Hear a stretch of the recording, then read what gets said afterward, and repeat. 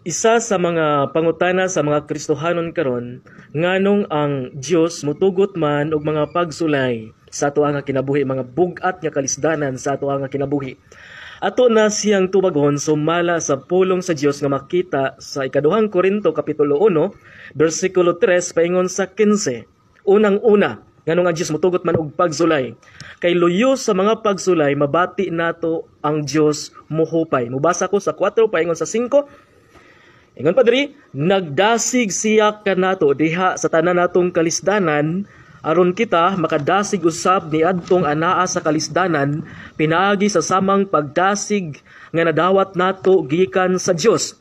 Ingon nga miambit kita sa daghang mga pag-antos ni Kristo, makaambit usab kita sa nanghingapin nga kadasig pinaagi kang Kristo, nanghingapin nga kadasig pinaagi kang Kristo. Mga igsoon nganong itugot sa Dios ang pagsulay aron masinati nato, ma-experience nato ang paghupay, ang pagdasig sa Ginoo, pag-comfort sa Ginoo sa atoang kinabuhi, or ma-experience nato mismo ang Dios pinaagi sa paglig-on sa tagsa-tagsan nato nga kinabuhi pinaagi sa kalisdanan.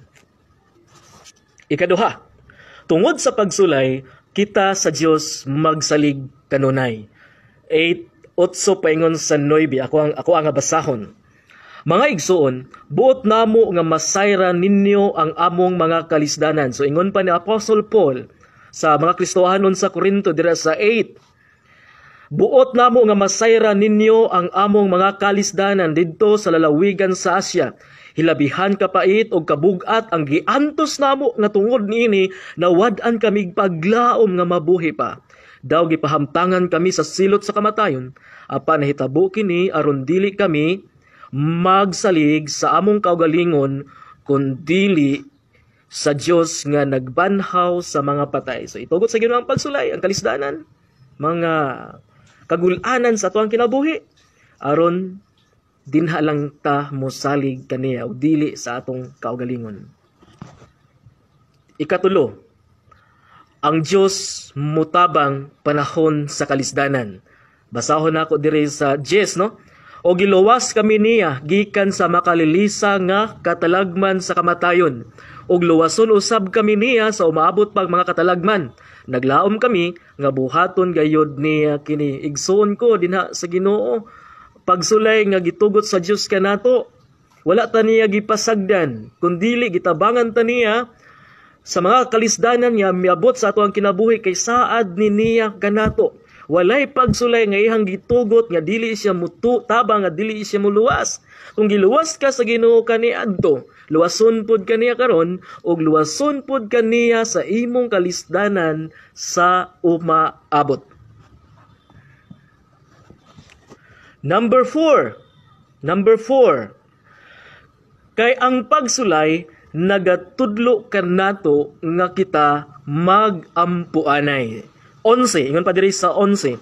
Tabangi gayud kami pinaagi sa pagampo. Ingon pa ni Apostle Paul sa mga Kristohanon dito sa Korinto, tabangi kami sa pagampo, sa ministry, sa buluhaton, no, sa pagpangalagad sa Ginoo, na ay mga klase-klase nga pagsulay ug gikinahanglan sa mga Kristohanon sa matag usa nga magampuanay. So ang pagsulay nagatudlo kanato nga kinahanglan ta nga magampuanay.